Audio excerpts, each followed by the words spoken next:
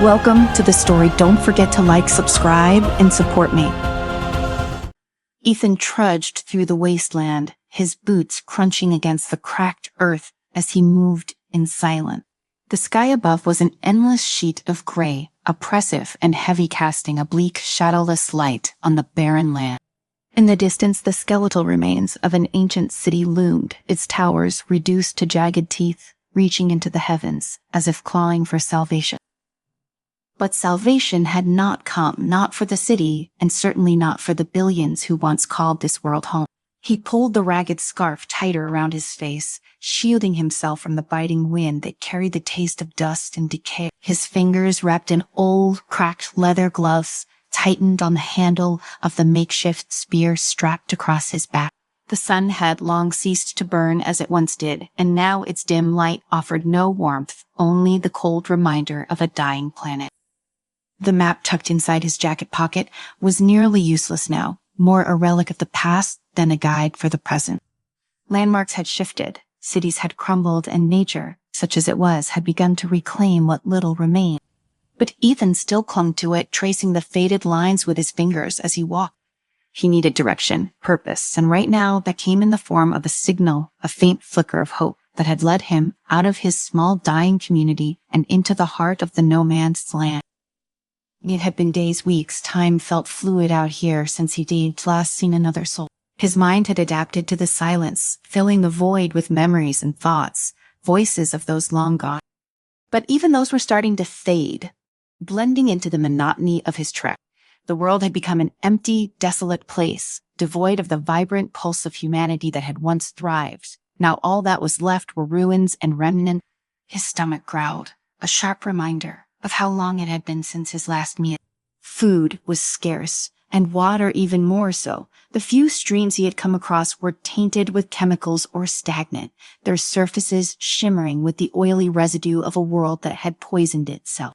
He reached into his pack and pulled out a withered strip of dried meat, chewing on it slowly, letting the tough fibers keep his mind occupied as he scanned the horizon. The bunker was supposed to be close. That sounded what the signal had told him, a faint pulse of energy emanating from the ruin. It was the first real lead he'd had in months. He wasn't sure what he'd find, if anything, but it was better than wandering aimlessly, waiting to die like the rest of the world. As he approached the outskirts of the city, the wind picked up, howling through the hollowed-out skyscrapers, a mournful wail that sent shivers down his spine.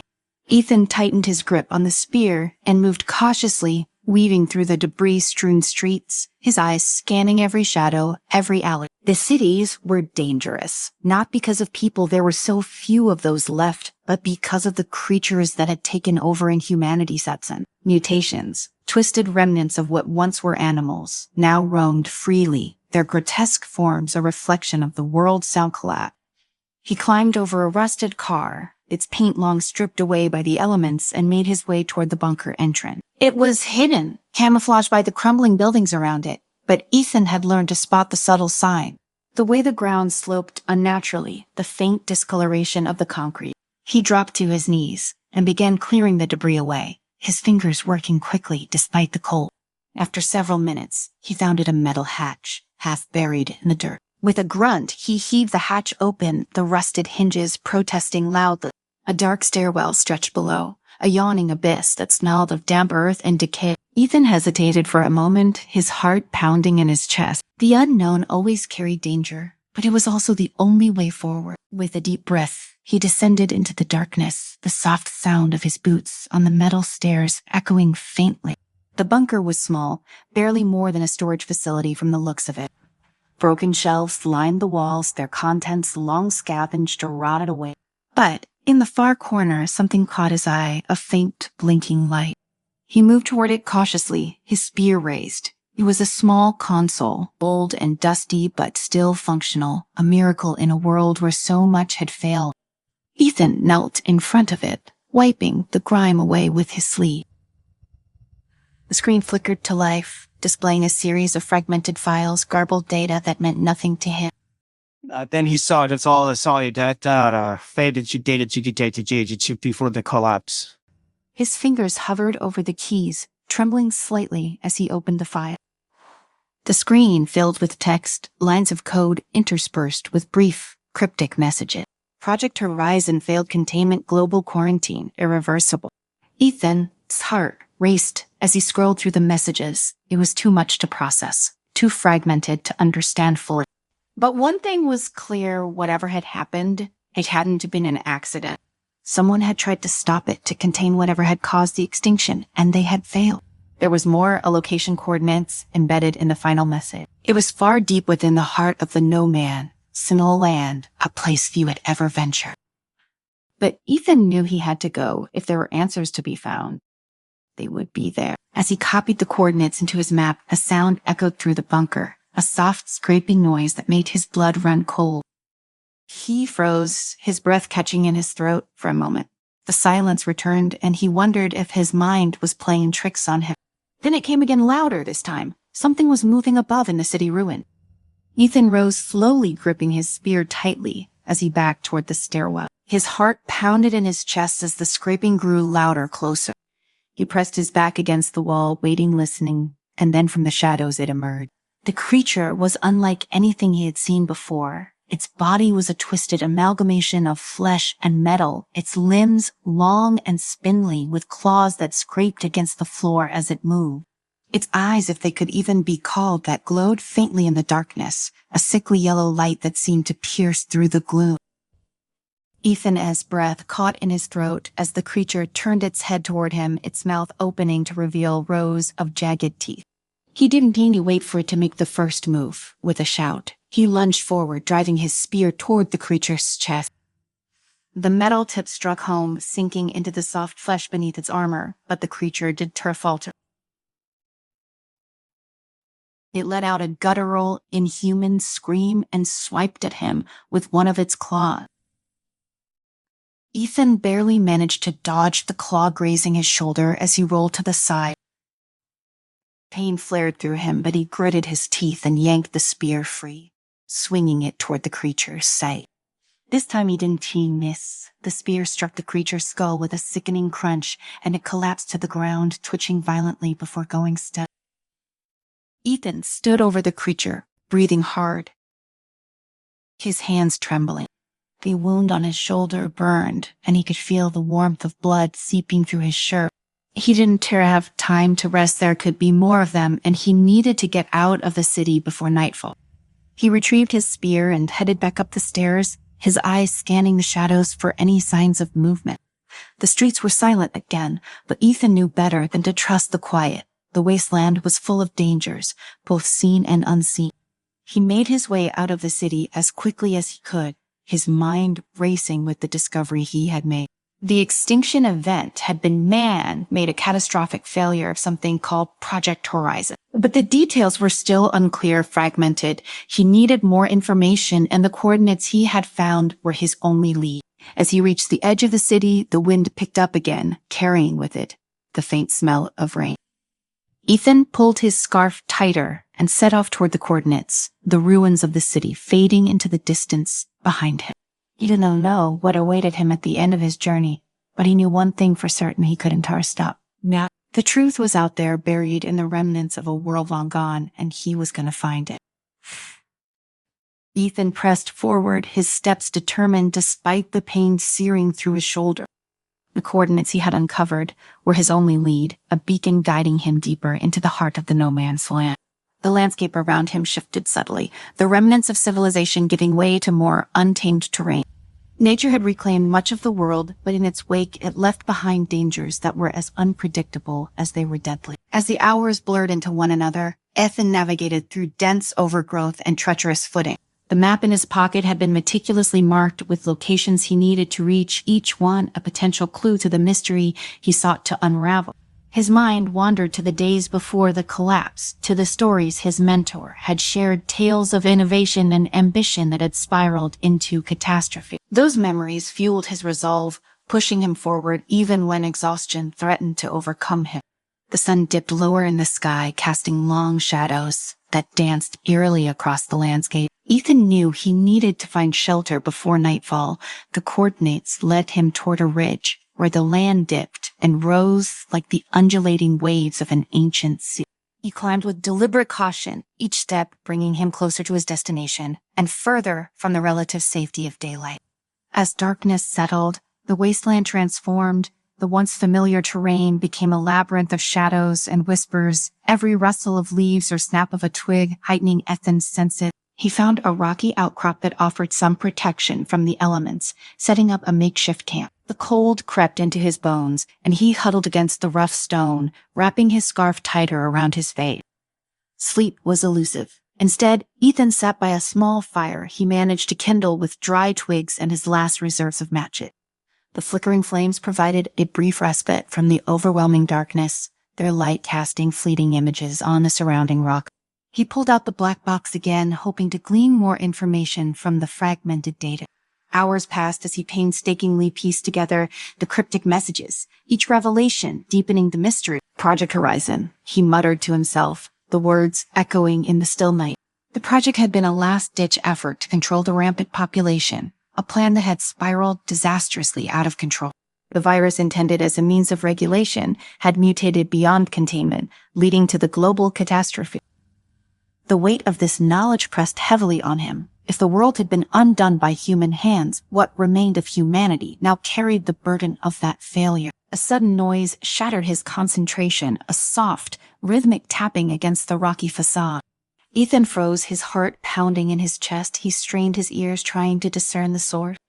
It came again, more insistent this time. Cautiously, he approached the sound, his spear at the ready. Peering into the darkness, he caught sight of a figure moving with deliberate step. "Mara," a voice called out, cautious but clear. Ethan relaxed slightly, recognizing the voice from a previous encounter. Mara had been a fleeting presence in the wasteland, a skilled survivor who had crossed paths with him under tense circumstances.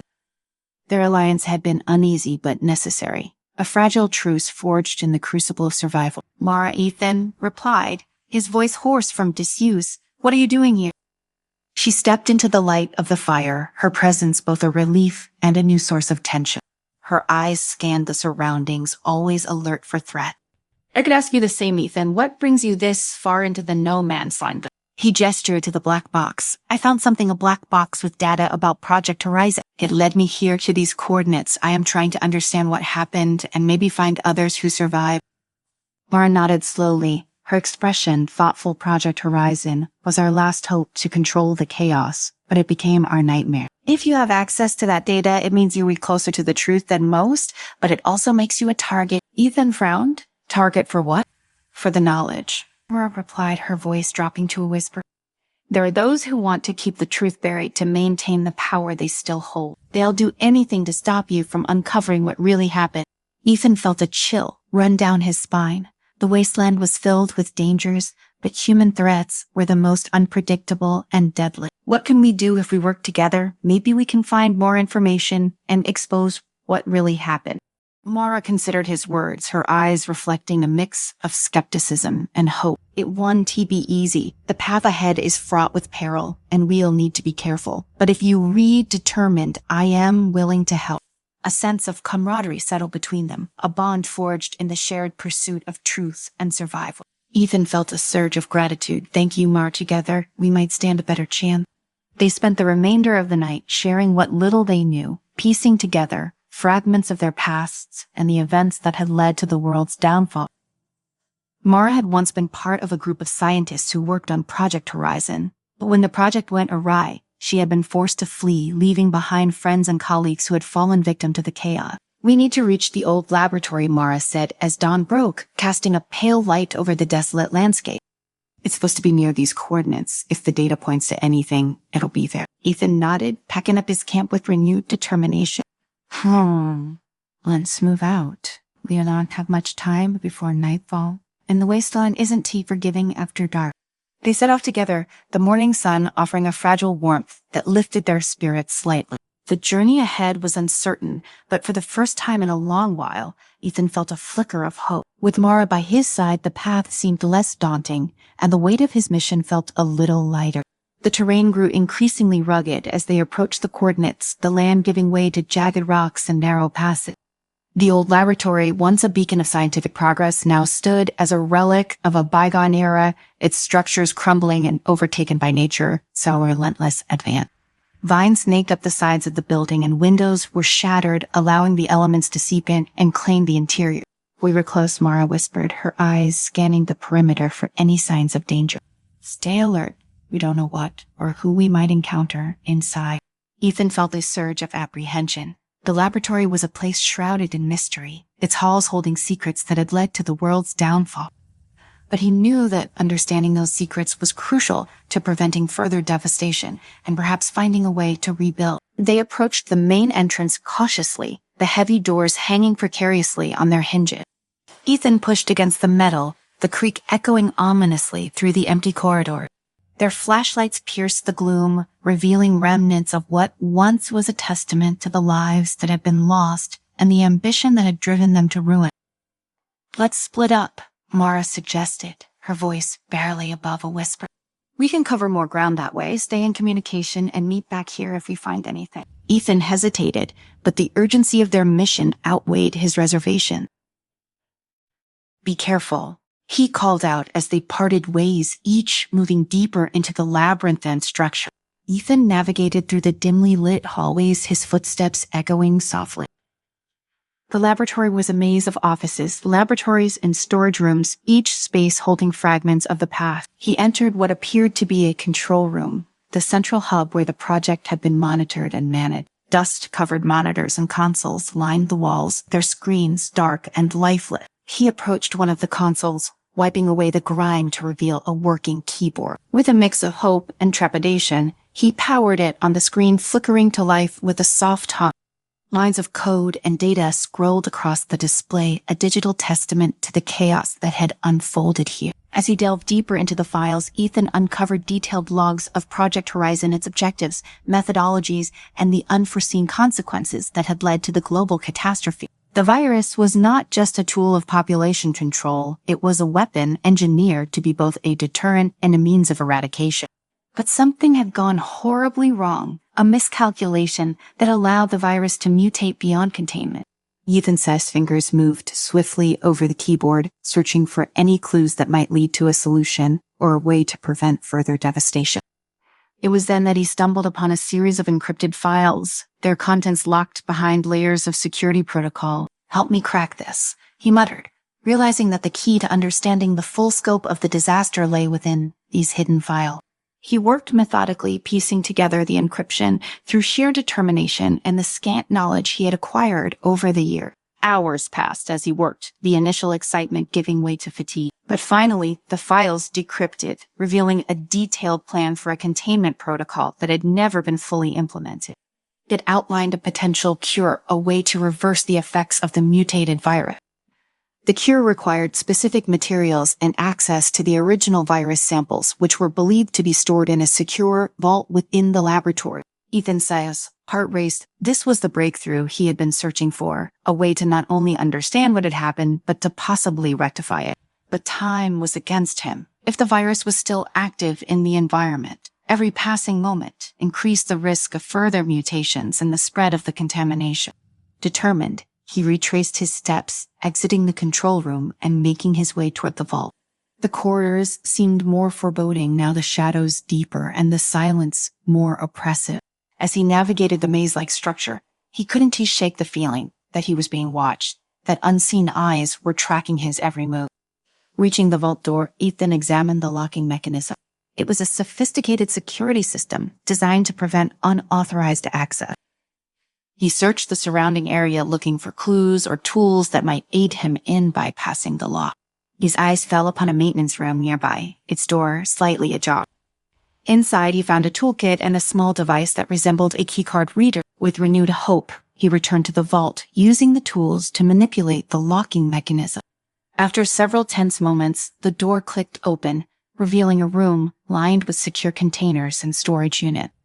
At the center of the vault stood a large reinforced case, the repository of the original virus samples and the materials needed for the cure.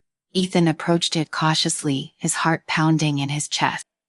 He carefully opened the case, revealing vials of the virus and a set of instructions detailing the synthesis of the cure. "This is it," He whispered, the weight of responsibility pressing down on him. This could save what's left of humanity. But his triumph was short-lived. A low rumble echoed through the laboratory, followed by the sound of heavy footsteps approaching. Ethan's blood ran cold as he realized he was not alone. He quickly gathered the necessary materials, stashing them in his pack, and moved toward the exit, hoping to avoid whatever threat was drawing near. As he navigated the corridors, the sounds of pursuit grew louder. He glanced over his shoulder, catching glimpses of shadowy figures moving with purpose. Panic surged through him, but he forced himself to stay calm, relying on his training and instincts to guide him. Reaching a side exit, Ethan burst through the door, gasping for fresh air. The wasteland greeted him once more, but this time it felt different, more hostile, as if the very land itself was conspiring against him. He sprinted toward the ridge, the coordinates burning a hole in his mind, knowing that the cure was his only chance to make things right. As he reached the top, he paused, catching his breath and surveying the landscape below. In the distance, he could see Mara struggling against a group of armed scavengers, their intentions clear in their aggressive posture. Without hesitation, Ethan grabbed the vial containing the virus and the instructions for the cure, turning back to face the danger. "Stay behind me," he shouted to Mara, who had noticed the commotion and was moving to assist. Together, they fought off the scavengers, using their combined skills and the environment to their advantage. It was a brutal confrontation, but their determination and teamwork prevailed, sending the attackers fleeing into the shadow. Breathing heavily, Ethan looked down at the vial in his hand. The path ahead was clear, but fraught with uncertainty. They needed to synthesize the cure and distribute it to the remaining pockets of humanity, a monumental task that required precision and cooperation. "We need to find a place with the necessary equipment," Mara said, her voice steady despite the chaos. "There's an old research facility not far from here. If we can get there, we can start working on the cure." Ethan nodded, the weight of their mission settling upon him. "Let's move. We don't have much time." They set off together, navigating through the rugged terrain with a renewed sense of purpose. The journey was arduous, each step a reminder of the world they had lost and the fragile hope that remained. As days turned into weeks, Ethan and Mara formed a bond forged in the fires of adversity, their combined knowledge and resilience driving them forward. The research facility stood as a beacon of possibility, its structures more intact than the surrounding wasteland. Inside, they found the necessary equipment and began the painstaking process of synthesizing the cure. It was a race against time, with each passing day bringing new challenges and setbacks. But their determination never wavered, fueled by the knowledge that their efforts could restore what had been lost. As they worked, they uncovered more about Project Horizon and the individuals who had tried to stop it. The laboratory had been a hub of innovation, but also of ethical dilemmas and moral compromises. The scientists had been driven by desperation, their intentions noble, but their methods flawed. Ethan and Mara realized that understanding the past was crucial to ensuring that humanity did not repeat its mistakes. Finally, after countless hours of labor, the cure was ready. It was a fragile vial containing the antidote that could neutralize the mutated virus and begin the process of healing the world. But their journey was far from over. They needed to distribute the cure to the remaining survivors, many of whom were scattered across the wasteland, unaware of the salvation that was within reach. Ethan and Mara devised a plan using the knowledge they had gained to create a network of communication and distribution. They traveled from settlement to settlement, sharing their discovery and working with others to replicate the cure. It was a monumental task, but their unwavering commitment inspired others to join their cause. As the cure spread, signs of recovery began to emerge. The environment, once poisoned and barren, showed hints of rejuvenation. Flora began to flourish and the air grew cleaner as the virus was eradicated. Humanity, though diminished, found renewed hope in the possibility of rebuilding and restoring what had been lost. Ethan stood atop a hill overlooking a thriving settlement, the sight filling him with a profound sense of accomplishment and relief. The journey had been long and arduous, marked by loss and hardship, but it had also been a testament to the resilience of the human spirit. He glanced at Mara, who stood beside him, her presence a constant source of strength and support. "We did it," he said softly, the words carrying the weight of their shared journey. Mara nodded, a small smile playing on her lips. "This is just the beginning. There's still so much to do, but we'd taken the first step toward rebuilding. Ethan looked out over the horizon, the setting sun casting a golden glow over the landscape. The no man's land, once a symbol of desolation and despair, was now a place of hope and renewal. Together, they had uncovered the truth, faced unimaginable challenges, and forged a path toward a brighter future. As night fell, the settlement thrived with activity, the sounds of life and laughter filling the air. Ethan felt a sense of belonging, a connection to something greater than himself.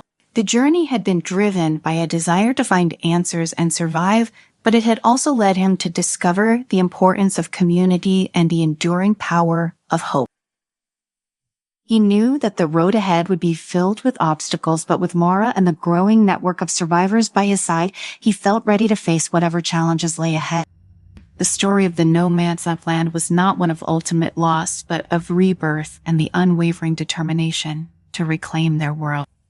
As the stars began to twinkle in the night sky, Ethan took a deep breath, savoring the moment. The darkness that had once seemed so all-encompassing was now punctuated by the light of countless lives intertwining, each one contributing to the tapestry of a new beginning. He looked forward to the days to come, knowing that the legacy of their struggle would pave the way for a future built on understanding, compassion, and resilience.